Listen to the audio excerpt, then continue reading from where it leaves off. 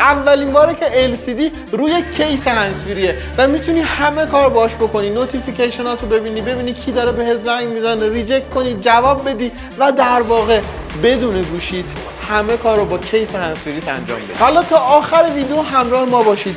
یه جایی میخوام این هندزفری رو به چالش بکشم، شاید براتون عجیب باشه.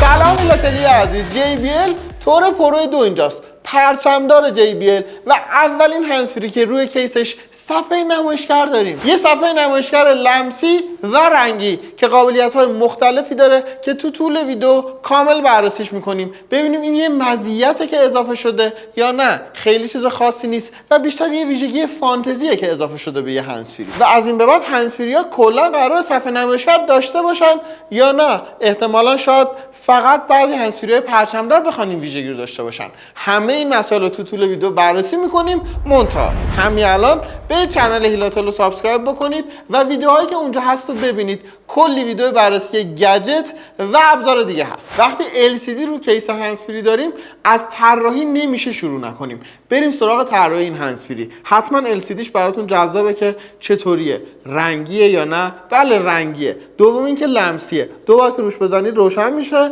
و وقتی که روشن میشه میبینید که یه حاشیه‌ای هم داره. لوگوی JBL هم اینجا نوشته شده و وقتی باهاش کار میکنید میبینید تاچش هم تاچ خوب و با کیفیتیه و اذیت کننده نیست. زیر کیس یه پورت تایپ C داریم و یه دکمه که دکمه برای ریست کردن و برای ویک آپ کردن، برای روشن کردن کیسه. پشت کیس یه قسمت مربعی داریم که کلی علامت و لوگو و این چیزا آورده که معمولا اینجور علامت و لوگوها رو میان زیر هندزفری جایی که دیده نشه داخل دری جایی میذارن، ولی این آورده قشنگ بزرگ پشت کیس گذاشته که من خیلی دوستش ندارم. یه فریم کروم رنگ دور تا دور کیس چرخیده، اون قسمتی که در باز میشه. لولا آلومینیوم یا فلزیه که جنس با کیفیتیه، چون پلاستیکی نیست دوام بهتری داره. جنس و متریال با اینکه پلاستیکه اما مشخصه که خیلی قویه و خیالتون از بابت اینکه با کیفیته مطمئنا راحته. یه رنگ نکته دادی خاصی داره که کنار این فریم کروم رنگ به نظرم ظاهرش رو به لحاظ رنگی خوشگل کرده. اما در کیس رو باز میکنیم و نگاه میکنیم به طراحی خیلی زیبایی که روی خود هندزفری انجام داده. یه سری شیارای خیلی خوشگل که چرخونده دورشون و یه فرم خیلی کلاسیک جذابی تونسته درست بکنه. در کنار اینکه یه طراحی ظاهریه، حتما به نوع و ارگونومی قرارگیری رو گوشش هم فکر شده و اول باید اینو تست بکنیم. میذارم رو گوشم. یه استیک کوتاه که خیلی بلند نیست، واسه همین وقتی روی گوش منه خیلیا که دوست ندارن هندزفریشون خیلی پایین بیاد میتونن از ظاهر این هندزفری راضی باشن. قرارگیریش رو گوش ترکیبی از اون مدل‌های قدیمی، اون حلزونیا و اونایی که در تیپس داره که به نظر من خیلی ظاهر خوبی داره و در کنار ظاهر خوب ارگونومیش هم خوبه، چون خیلی فیت رو گوش من قرار میگیره و راحت هم باش. هم به لحاظ فیزیکی فیته، یعنی کمک میکنه که صدای اطراف من نشنوم، هم به لحاظ افتادن و کاملا از این بابت خیالم راحت. روی استیکه یه قسمت داره که JBL روش نوشته شده و لمسی شما میتونید روش کار کنید. این قسمت پایینش که یکم عمقش یعنی ارتفاعش کمتره، یه چند تا سوراخ ریز داره که حالا برای نویز کنسلینگ استفاده میشه و یه فریم نیمه کروم رنگ هم دورش کشیده شده که روش نوشته تو. کیس وایرلس شارژ هم هست و با اینکه یه LCD روشه قابلیت ضد رطوبت بودن رو داره. این نکته مثبتیه.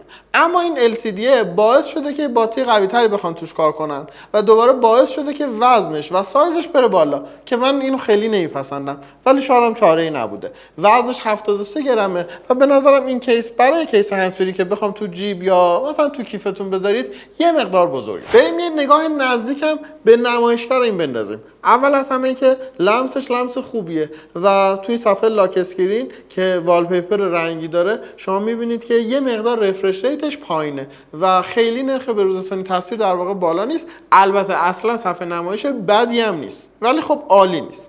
وقتی که قفل رو باز میکنید اینجا یه سری قابلیت ها داره. یه چند تا قابلیتش که تکرار همون قابلیت های اپلیکیشنه، فقط دسترسی متفاوت شده و اومده روی کیس هندزفری و از اینجا میتونیم انجام بدیم. اما چند تا قابلیت دیگه هم داره. مثلا میتونید آلارم بذارید، مثلا میتونید نوتیفیکیشن گوشیتون رو روش ببینید، هم پیام هم زنگ. حتی میتونید ریجکت بکنید یا جواب بدید به تماسی که داره بهتون در اصل برقرار میشه. میتونید مسیج پریویو رو روشن بکنید. یه قسمت کوچیک از تکستی که براتون اومده رو نشون میده، البته اگه پیام انگلیسی باشه. قابلیت چراغ هم داره که کل این سفر رو میکنه سفید و یه نوری پخش میکنه، شاید یه جایی به کارتون بیاد. میتونید برایتنسش رو تغییر بدید و لول‌های مختلف داره بذارید. والپیپر هم چند تا تو این صفحه داره، بین اینا میتونید انتخاب بکنید. این والپیپر این ابر به نظرم خوشگله، من اینو دوست دارم و بقیه قابلیت‌ها هم تقریبا قابلیت داخل اپلیکیشنه. چند تا از اونها رو هم با هم ببینیم. جالبه که دسترسی اینجاست. مثلا اسپیشال ساوند رو میتونید روشن بکنید و 3 تا مود فیلم و گیم و موزیک رو از اینجا انتخاب بکنید. یا مثلا میتونید که تو قسمت اکولایزر بین 5 6 تا مود دیفالت اینجا انتخاب بکنید. البته مود کاستم و دیگه اینجا نداره و به نظر من تو این حالت کاش کاستم هم اضافه کرده بود. و یه قسمت مهم دیگه هم دسترسی به حالت‌های مختلف نویز کنسلینگ، همون بخش امبینت ساوند. اینجا بین اکتیو نویز کنسلینگ، تاک ترو و امبینت اور میتونید تغییر حالت رو داشته باشید، اما لول های مختلف امبینت اور رو نمیتونید اینجا انتخاب کنید، اونو حتما باید از داخل اپلیکیشن تنظیم بکنید. خلاصه از این بابت کامل. ولوم صدا رو هم حتی از روش میتونید تغییر بدید غیر از خود هندز فری و فایند مای بادز هم داره که بزنید گوش لفت و رایت انتخاب میکنید صدا از اون پخش بشه. اگه گم شده توی خونه، میز کار، محل کارتون، میتونید سریع پیداش کنید. وایس اوور یه قابلیت متفاوتی که توی هندز فری JBL هست، قابلیت اینکه شما چه مقدار از صدای خودتون رو بشنوید موقع مکالمه. شاید اگه نویز کنسلینگ فعال باشه صدای خودتون خیلی کم بیاد و بعضی دوست نداشته باشن، اینم میتونید تنظیم بکنید و این قابلیت علاوه بر اینکه بر روی اپلیکیشن هست، از روی همین LCD هم قابل تنظیم هست. بین لو، مید و های میتونید انتخاب کنید، خاموش روشنش هم میتونید بکنید. حالا بریم سراغ دو تا ذهنیتی که احتمال داره واسهتون به وجود اومده باشه. اینکه این صفحه نمایشگر قرار نیست فایل تصویری پخش کنه، پس اصلا کار MP4 پلیر رو نمیکنه.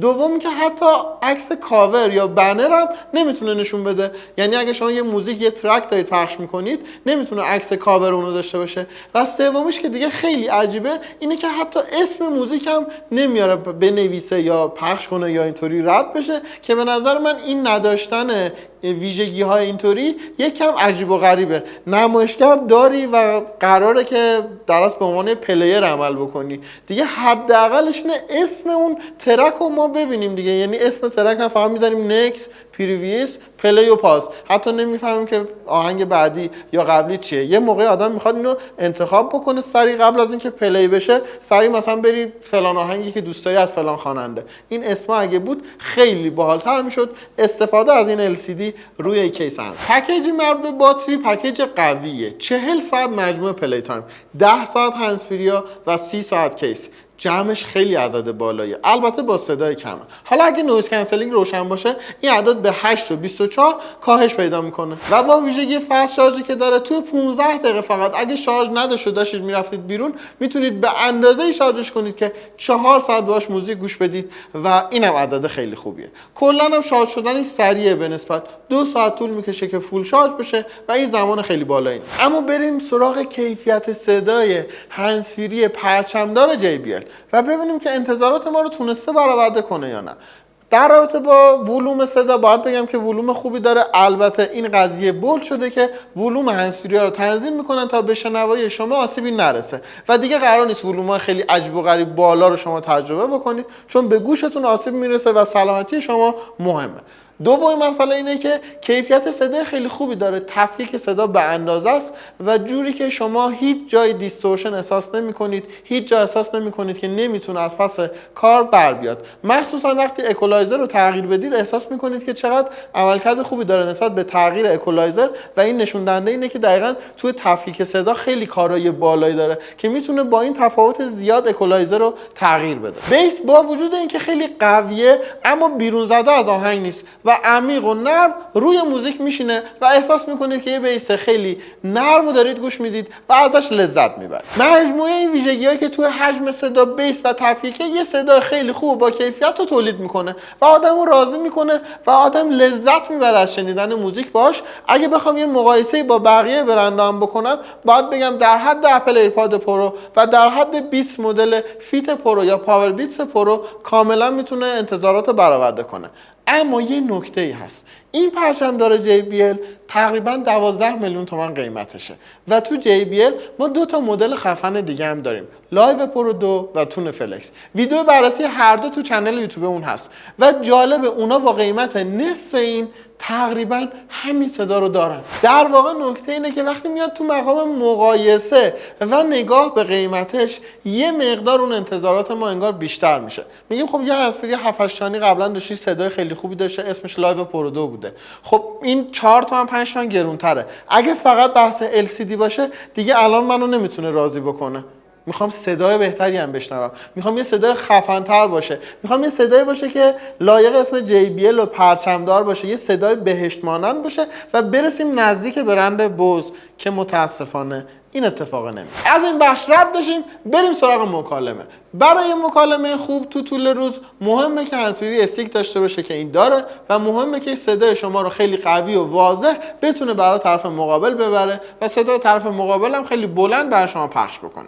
برای اینکه صدای شما رو تو محیط‌های شلوغ مثل مترو، مثل همهمه اتوبوس یا تو حتی خیابون بتونه قوی و واضح ببره و صدای اطراف و همهمه رو یه مقدار ضعیف بکنه، نیاز به میکروفون‌های با کیفیتی داره. 6 تا میکروفون روی هنسفری به کار رفته که هم برای نویز کنسلینگ استفاده میشه، 4 تاشون هم برای مکالمه با کیفیت و در عمل شما این مکالمه خیلی شفاف و واضح رو میتونید داشته باشید تو طول روز و از این نظر هیچ مشکلی نداره. 3 تا مود اصلی یعنی نویز کنسلینگ، امبینت ویر و تاک ترو. تو حالت تاک ترو که در واقع هیچ قابلیت خاصی اتفاق نمیفته، فقط ولوم موزیکی که در حال پخشه یا اون فایلی که در حال پخشه خیلی کم میشه، انگار شما پاز کردید، خیلی فرق نمیکنه، انقدرم کم میشه که اصلا متوجه نمیشید پاز شده یا نه صدای کم شده، مثلا ولوم میشه رو 2، هیچ اتفاق دیگه ای نمیفته.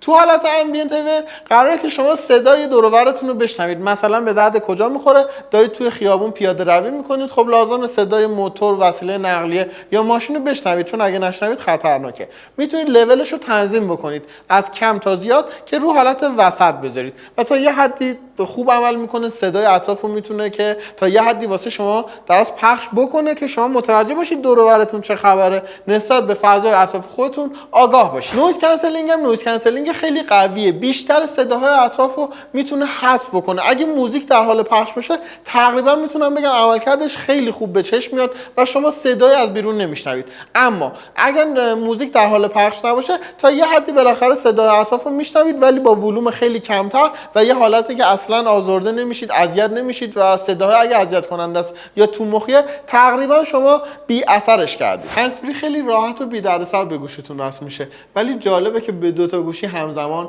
وصل میشه و به نظر من این مشکل رو داره. برای اتصال به اپلیکیشن هم تا بزنید وصل میشه و هیچ مشکلی ندارید و تو دل اپلیکیشن تقریبا همون قابلیتایی که روی صفحه نمایشگر هست و داریم، منتها چند تا قابلیت رو کامل‌تر داریم. چند تاشون من اینجا میخوام بهتون بگم. یکیش این که تو قسمت نویز کنسلینگ دو سه تا ویژگی هست که بر اساس گوش شما یا بر اساس شخص شما آنالیز میشه و اونطوری آداپتیو نویز کنسلینگ قوی تری داریم. مثلا محیط شما ممکنه خیلی پر سر صدا باشه، خودش آنالیز میکنه، بعد تیکش رو بزنید که آداپتیو روشن باشه و این کار رو انجام بده. یا میتونه حفره گوش شما رو آنالیز بکنه و بر اساس حفره گوشی شما صدای بهتری واسه شما تولید بکنه. اینم باید تیکش رو روشن بکنید. همه رو میتونید از این قسمت روشن کنید. گزینه آخر ایر کانال تسته. اول این گزینه رو انجام بدید، یه تستی انجام بشه، بعد اگه خواستید گزینه بالا روشن بکنید، اینطوری صدای بهتری رو میشنوید.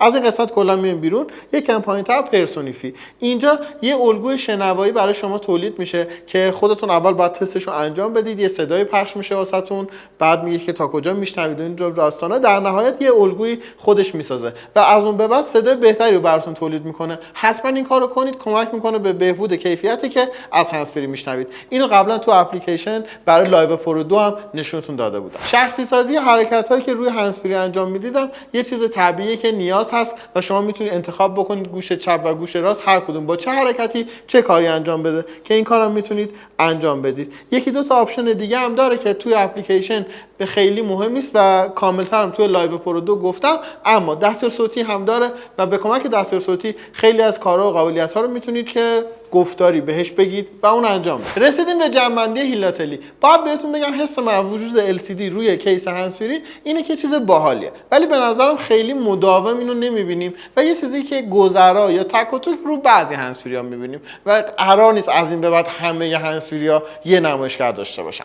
دومین مسئله اینه که این هندزفری همه چیش باحال و خوبه. کیفیت صداش، کیفیت ساختش، طراحیش، ارگونومیش، قرارگیری رو گوشش، اپلیکیشنش و ویژگی‌هایی که به واسطه نمایشگر روی خودش داره، همه چیز سر جای خودش کاملا خوب و مناسبه جز قیمتش. به نظرم JBL اومده به خاطر اینکه یه نوآوری جدیدی داشته و یه نمایشگر رو متفاوت از بقیه هندزفری‌های بازار روش کار کرده، افزایش قیمت زیادی رو برای این مدل گذاشته که این تنها باگ یا نقطه ضعفشه. اگه این قیمت رو در نظر نگیریم، هندزفری خیلی خوبیه که ارزش خرید مناسبی داره، اما وقتی قیمت میاد و با توجه به قیمت میخوایم ارزش خریدش رو در نظر بگیریم، باید بهتون بگم که همین ویژگی‌های صدا و همین کیفیت رو میتونید حتی تو همین برند با حدود قیمت 8 تومن هم داشته باشید و نیازی نیست که حتما بیایید این مدل رو بخرید. اما اگه میخواید یک فانتزی تر باشه و این جذابیت LCD رو هم داشته باشید، بد نیست که این هندزفری رو تست کنید. تورو پرو 2.